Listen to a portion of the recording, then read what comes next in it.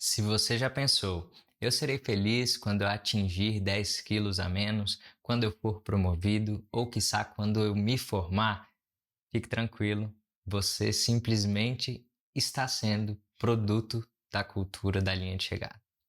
A cultura da linha de chegada nada mais é, pessoal, eu costumo brincar falando que é a cultura do troféu. E muitas vezes a linha de chegada, ela não é somente exacerbadamente venerada, mas também ela deixa muitas coisas para trás. Um grande campeão, ele não está ali apenas focado na medalha. Ele está focado simplesmente naquilo que ele pode fazer, dando o seu melhor.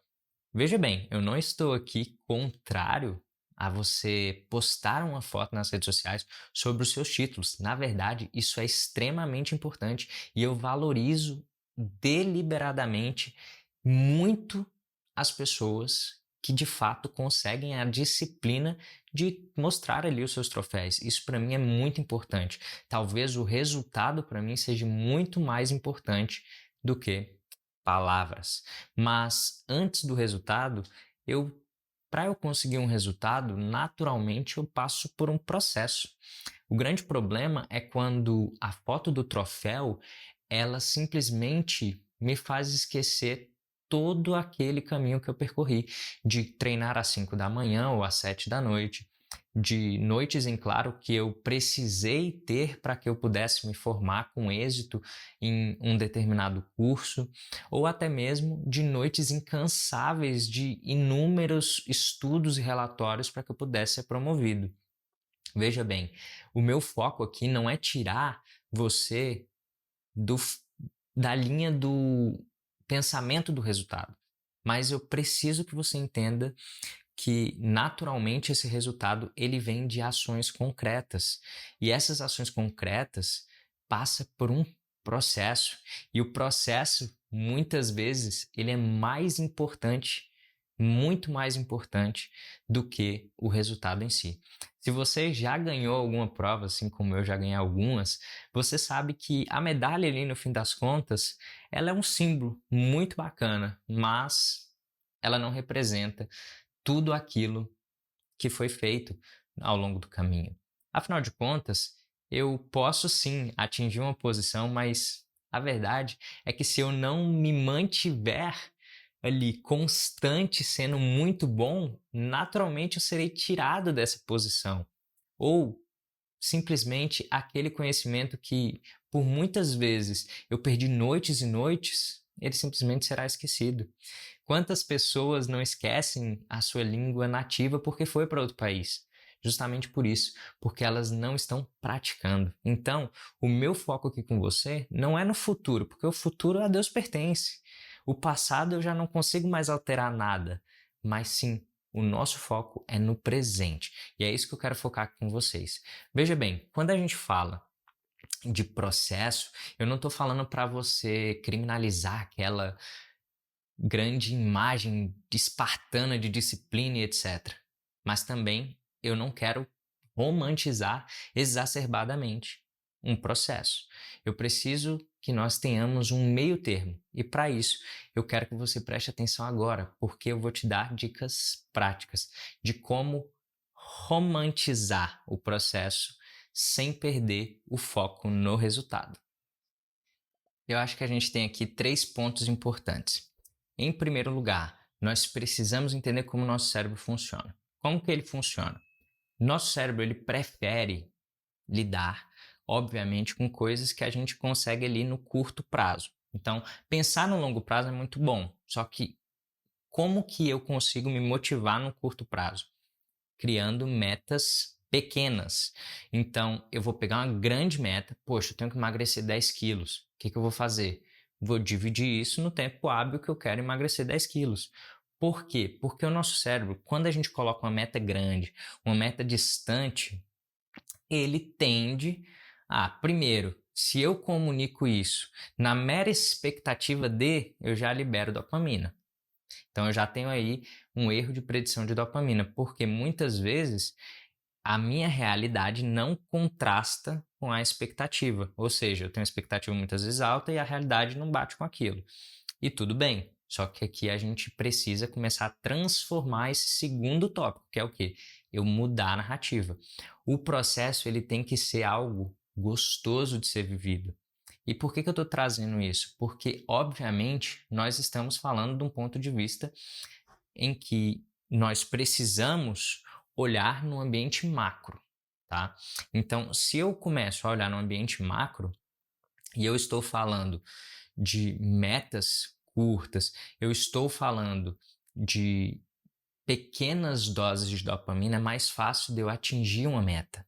E naturalmente, uma coisa que permeia essas metas é a autoconsciência, que é justamente a mudança de narrativa.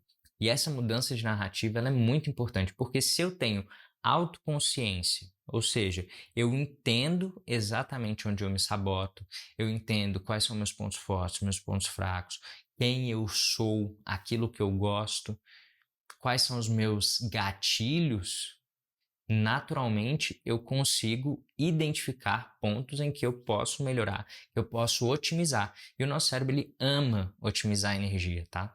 Então foca nisso. Poxa, é muito mais fácil você colocar fazer 10 minutos de Duolingo por dia, fazer 10 minutos de caminhada por dia, num tempo específico. Poxa, depois do trabalho, 10 minutos de Duolingo ou 10 minutos de caminhada. Facilita o seu cérebro entender isso. Quanto mais você repete, mais otimizada essa rotina fica. Menos energia você precisa para, de fato, consolidar essa rotina. A questão da narrativa interna é você literalmente começar a trabalhar no seu cérebro a ideia de que você, olha, eu não vou ser feliz só quando eu bater aquela meta. Eu escolho hoje ser feliz quando eu atingir os meus 10 minutos. Eu escolho comer isso ao invés daquilo. Eu escolho ser uma pessoa saudável. Essa mudança de palavras entre ser e estar, veja bem, ser, identidade, tem a ver com identidade. Estar tem a ver com estado momentâneo. Ou seja, eu estou triste. Você comunicar eu estou triste é diferente de falar eu sou triste. Você não está sendo coerente, ou melhor dizendo, você pode até ser triste, mas comece a falar que você está triste, porque é algo momentâneo. Não deixe que essas narrativas internas tomem a tua realidade, ok? Isso facilita bastante a valorização do processo. E em terceiro lugar, mas não menos importante, é você trazer consciência ao momento presente. Eu gosto muito de brincar com os mentorados de uma questão de um infográfico bem interessante, que é mais ou menos assim: eu tenho um problema. Se eu posso resolver, eu sei como resolver? Sim, sei como resolver. Então eu relaxo. Eu tenho um problema. Eu sei como resolver? Não. Então, se eu não sei como resolver, então relaxo. Faz parte. Relaxar não no sentido de você ficar parado, tá? Pô, não sei como resolver. Você pode ir atrás. Eu não sei como resolver, então vou atrás para aprender como resolver e depois resolver. Mas o que eu quero trazer aqui para você é, cara, se você não sabe, não está com o olho no resultado apenas, você começa a valorizar o processo. Porque muito mais vale uma pessoa que começa ali, por exemplo, na corrida, vai correr ali 5 quilômetros em 30 minutos e essa pessoa no primeiro dia ela faz 5 quilômetros em 32 minutos, no segundo dia ela faz 5 quilômetros em 33 minutos e depois ela começa a encurtar esse tempo até chegar em 5 quilômetros em 30 minutos, do que aquela pessoa que um dia faz 5 quilômetros em 30 minutos, no outro faz 5 quilômetros em 32 minutos, daqui 2 meses começa do zero, então é muito mais fácil você ser constante, resiliente. A ideia aqui é que você aproveite o processo. Lembre-se, o amanhã você não tem controle sobre ele. Você é produto, o seu amanhã é produto daquilo que você constrói hoje, bem como o seu passado é produto daquilo que você construiu hoje. Então, foque no presente. Espero que esse vídeo tenha te ajudado. Forte abraço, fiquem com Deus.